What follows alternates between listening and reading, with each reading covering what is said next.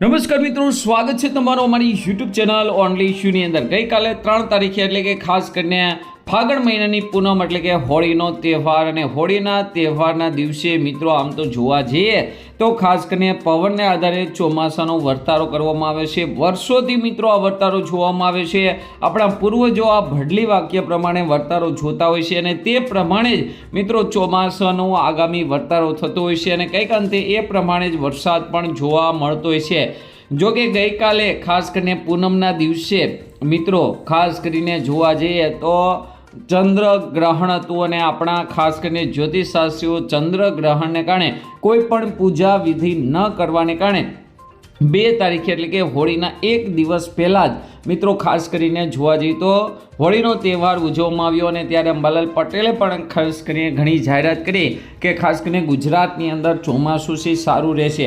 પરંતુ ખરેખર જોવા જઈએ તો 3 તારીખે જે પવન હતો, પૂનમનો જે પવન હતો, તેના આધારે આપણે જોવા જોઈએ તો ગુજરાતના કયા વિસ્તારોની અંદર એટલે કે કચ્છ છે, ઉત્તર ગુજરાત છે, સૌરાષ્ટ્રની અંદર અમરેલી છે, જુનાગઢ રાજકોટ સહિતના ભાગો છે, દક્ષિણ ગુજરાત છે, મધ્ય ગુજરાતમાં કઈ દિશામાંથી પવન રહ્યો હતો અને તેના આધારે મિત્રો ખાસ કરીને આગામી ચોમાસું કેવું રહેશે તેને લઈને જ મિત્રો આજના વિડીયોમાં આપણે વાત કરવાના છીએ।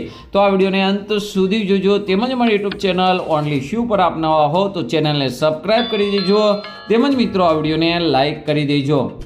તો વાત કરીએ તો હોળીના દિવસે એટલે કે પૂનમના દિવસે જો વાદળા હોય અને ખાસ કરીને જોવા જઈએ તો ખાસ કરીને યુદ્ધ ભયંકર જેવી પરિસ્થિતિ ઉદ્ભવે, પણ આકાશ છે મિત્રો અહીંયા તમે જોઈ શકો છો ચોખ્ખું છે। પવનની વાત કરીએ તો અહીંયા મિત્રો પવનનો મેપ છે તમે જોઈ શકો છો। સૌપ્રથમ આપણે વાત કરીએ કચ્છની, તો કચ્છની અંદર ક્લિયર તમે જોઈ શકો છો પવન છે ખાસ કરીને મોટા ભાગનો છે એ પશ્ચિમ તરફનો વાઈ રહ્યો છે, એટલે કે ખાસ કરીને પૂર્વ તરફ હોળીની ઝાડ જઈ રહી છે, જે મિત્રો એકદમ ઉત્તમ માનવામાં આવે છે, એટલે કે 12 આની વરસાદનો સંકેત આપે છે। આ સિવાય મિત્રો આપણે જોવા જઈએ તો ઉત્તર ગુજરાતની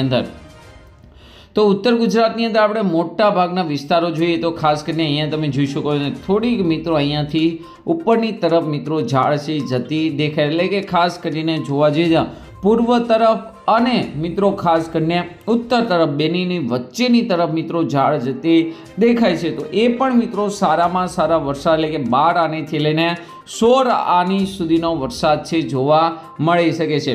આ સિવાય કચ્છની અંદર જોવા જઈએ તો સુરેન્દ્રનગર, રાજકોટ, જામનગર, અમરેલી સહિતના ભાગો છે એની અંદર તમે જોઈ શકો છો। ખાસ કરીને અહીં તમે જોઈ શકો છો જામનગર, પોરબંદરની અંદર પશ્ચિમ તરફનો પવન, ભાવનગરની અંદર તમે જોઈ શકો છો દક્ષિણ તરફનો પવન છે, બાકી અમરેલી ઉપરની તરફ મિત્રો તમે જોઈ શકો આવી રીતનો પવન છે, એટલે કે પવન છે જુદી જુદી દિશામાંથી આવી રહ્યું છે, પરંતુ મોટા ભાગનો પવન તમે જોઈ શકો છો પશ્ચિમ તરફનો છે। ભાવનગરની આસપાસ તમે જોઈ શકો છો પવન છે ઉત્તરનો ફૂંકાઈ રહ્યો છે અને દક્ષિણ તરફ જઈ રહ્યો છે। દક્ષિણ તરફ જઈ પવન સારો નથી માનવામાં આવતો, જેનાથી દુષ્કાળની પરિસ્થિતિ પણ જોવા મળે છે।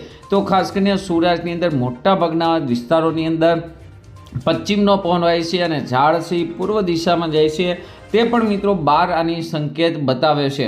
હવે વાત કરીએ દક્ષિણ ગુજરાતની અંદર, તો દક્ષિણ ગુજરાતની અંદર તમે જોઈ શકો છો પવન છે કંઈક આવી રીતે નીચલા લેવલ તરફ મિત્રો જઈ રહ્યો છે। તો અહીંયા પણ મિત્રો ખાસ કરીને આંધી, વંટોળ, તુફાન સાથે વરસાદ છે જોવા મળી શકે છે।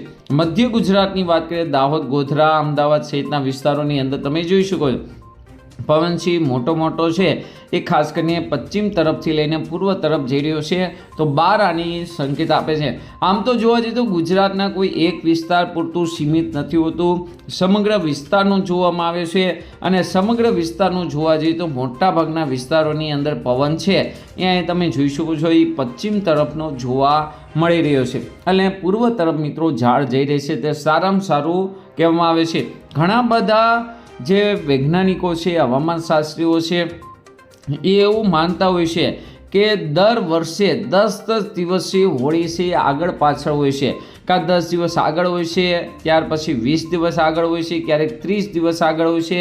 આ જ વર્ષે જો આપણે માનીએ તો ખાસ કરીને જેઠ મહિનો અધિક માસ છે તેને લઈને હોળી છે 20 થી 30 દિવસ સુધી પહેલાં આવી ગઈ. એટલે કે પવનનું બેલેન્સ જોવા જઈએ તો, ઋતુનું બેલેન્સ જોવા જઈએ તો ગુજરાતી મહિના પ્રમાણે બરોબર થતું નથી. એટલા માટે જ ખાસ કરીને હવામાન શાસ્ત્રીઓએ 13 તારીખથી લઈને 15 તારીખનો મિત્રો પવન જોવાનું નક્કી કર્યું છે. અને તેના આધારે મિત્રો જોવા જઈએ તો ખાસ કરીને આવનારું વર્ષ કેવું રહેશે તો તેની પણ મિત્રો આપણે એક મોટી માહિતી મેળવેલી. તો 13 તારીખનો પવન મિત્રો અહીંયા તમે જોઈ શકો, 13 તારીખનો સાંજનો 7 વાગ્યાનો પવન જોવામાં આવે છે. તો 13 તારીખે તમે અહીં જોઈ શકો, 13 તારીખે સમગ્ર ગુજરાતની અંદર જોવા જઈએ તો ખાસ કરીને પશ્ચિમનો વાયુ વાઈ રહ્યો છે. પશ્ચિમનો વાયુ વાય એ જ સારો કહેવાય ને પૂરબ તરફ ઝાડ જઈ રહી છે. તો એકદમ સારામાં સારું 12 આની ચોમાસું રહેશે. નહીં અતિ ભારે વરસાદ, નહીં ઓછો વરસાદ, એકદમ મધ્યમ માપસરનો ગુજરાત માટે સારામાં સારો વરસાદ છે જોવા મળી શકે છે. અહીંયા તમે સંકેત પણ જોવા મળીએ. આ સિવાય મિત્રો ખાસ કરીને માવઠાને લઈને વાત કરીએ તો ખાસ કરીને અહીંયા તમે જોઈ શકો છો 16 તારીખની આસપાસ પછી મિત્રો એક જોરદાર ફરી એક વખત વેસ્ટર્ન ડિસ્ટર્બન્સ આવી રહ્યું છે. અહીંયા તમે જોઈ શકો. અને આ વેસ્ટર્ન ડિસ્ટર્બન્સને કારણે આગામી સમયની અંદર ગુજરાતના વાતાવરણમાં ફરી એક વખત પલટો આવી શકે છે આ મહિનાની 18 થી 20 તારીખ સુધીની અંદર. અને જેને લઈને ગરમીની જે પ્રમાણ જોવા જઈએ તો ગરમીના પ્રમાણમાં ફરી એક વખત ઘટાડો જોવા મળી શકે છે. તો અહીં તમે જોઈ શકો જોરદાર વેસ્ટર્ન ડિસ્ટર્બન્સ છે જેને લઈને હિમાચલ પ્રદેશ છે, હિમાલય છે, આની અંદર ભારે બરફવર્ષા પણ જોવા મળી શકે છે. તો મિત્રો આજનો વિડીયો તમને કેવો લાગ્યો જરૂરથી કોમેન્ટ કરજો. વિડીયોને વધુમાં વધુ શેર કરજો. આવનારું ચોમાસું દરેક માટે, દરેક ખેડૂતો માટે ફળદાયી નીવડે તેવી શુભકામના. આજના વિડીયોમાં આટલું જ. અસ્તુ. જય હિન્દ, જય ભારત.